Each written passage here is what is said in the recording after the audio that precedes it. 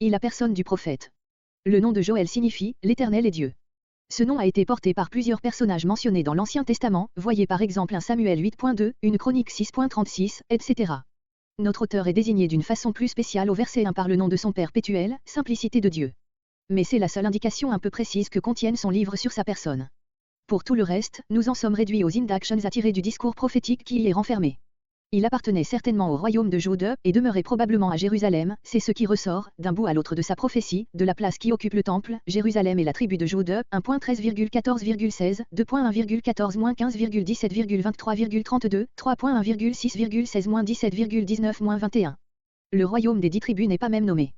Pour en déterminer le temps, il faut avant tout tenir compte de ce fait qu'il n'y est encore parlé ni des Babyloniens, ni même des Assyriens, mais seulement des plus anciens ennemis des Israélites, des Égyptiens et des Édomites, 3.19, des Phéniciens et des Philistins, 3.4. Cette circonstance place naturellement Joël avant Jérémie et même Ésaïe qui vivait au milieu des invasions chaldéennes et assyriennes, nous pouvons même ajouter, avant Amos, puisque celui-ci parle déjà de la lutte d'Israël avec la Syrie, 1.3, dont il n'y a pas encore de traces chez Joël. De tous les prophètes, Abdia est le seul chez lequel nous retrouvons précisément la mention des mêmes ennemis, Édomites, dans tout le livre, Philistins, verset 19, Phéniciens, verset 20. Cette circonstance prouve qu'ils ont dû être à peu près contemporains et qu'il occupe, chronologiquement parlant, le premier rang entre les petits prophètes. Un fait frappant confirme la priorité de Joël sur tous les autres prophètes, sauf Abdia, c'est qu'il est souvent cité par ceux-ci. Ainsi Amos 1.2, l'Éternel rugit de Sion, et de Jérusalem il fait entendre sa voix, est littéralement copié de Joël 3.16, de même Amos 9.13, les montagnes découleront de mou, etc. Et tiré de Joël 3.18, Amos 4.9, je vous ai frappé par la brûlure, tous vos jardins ont été dévorés par la sauterelle, fait clairement allusion au châtiment décrit dans le chapitre 1 de Joël. Quand il parle 5.18 et 20 du jour de l'Éternel, il relève comme connu la grande idée de ce jour suprême déjà énoncée par Abdia, verset 15, et développée par Joël 1.15, 2.1 et suivant, 31, 3.14. Ésaïe, Sophonie, Ézéchiel empruntent aussi des passages entiers à Joël. Comparez Ésaïe 13.6,9-10 avec Joël 1.15, 2.1,10, Sophonie 1.14-15 avec Joël 2.12, Ézéchiel 47.1 avec Joël 3.18, comparez aussi Ézéchiel 38.17 et 39.8 avec Joël 3.9 et suivant. Dans les temps modernes, on a contesté cette authenticité de Joël. On a allégué son silence sur le royaume des 10 tribus qui prouverait que ce peuple n'existait plus, mais rien n'empêche d'expliquer simplement ce fait par celui de la résidence du prophète à Jérusalem.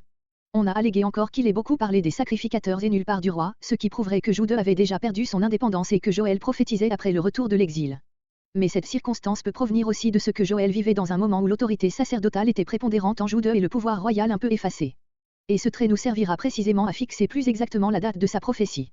En général, si Joël avait vécu après le retour de l'exil, il serait impossible de comprendre comment il mentionne si spécialement les torts faits aux Israélites par les Édomites, les Philistins et les Phéniciens, et les menaces qu'il leur adresse. Car ils avaient alors perdu déjà leur existence nationale et leur indépendance.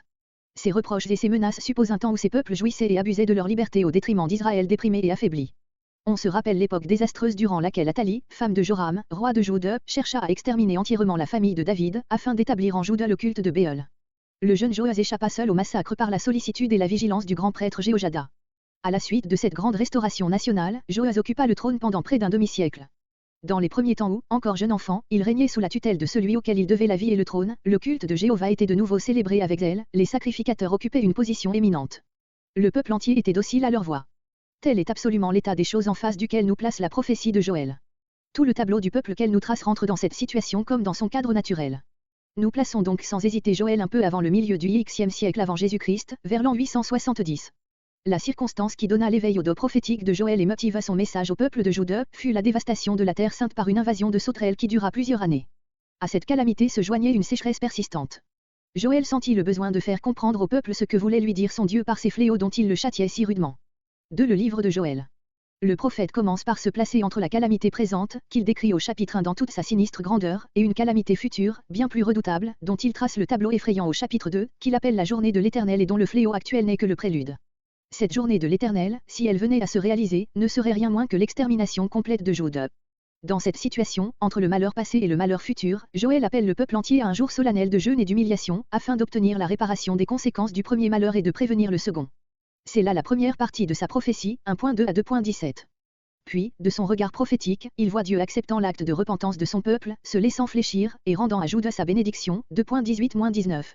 Cette bénédiction est triple. Dieu promet d'écarter l'ennemi nouveau qui menaçait Israël d'une complète destruction, versets entre 20 et 21.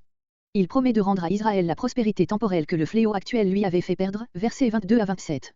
Enfin, Joël lui annonce une grâce plus grande que toutes celles qu'il a reçues jusqu'à cette heure, une pluie spirituelle qui l'arrosera et le vivifiera tout entier, l'effusion du Saint-Esprit, versets 27 à 32.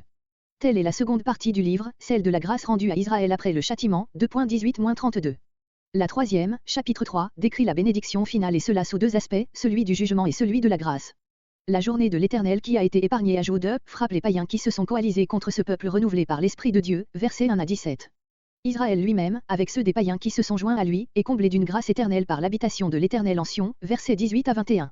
On pourrait résumer ces intuitions d'une si vaste portée en 7 tableaux, 2 formant la première partie, 3 la seconde, 2 la troisième. Première partie. Le jugement présent. Le jugement futur ou la journée de l'Éternel. Deuxième partie. La destruction de l'ennemi qui menace.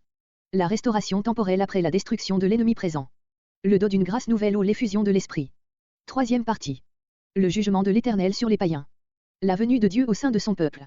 Tous ces faits divins se groupent autour de l'acte de pénitence réclamé par Joël, soit comme cause, soit comme effet.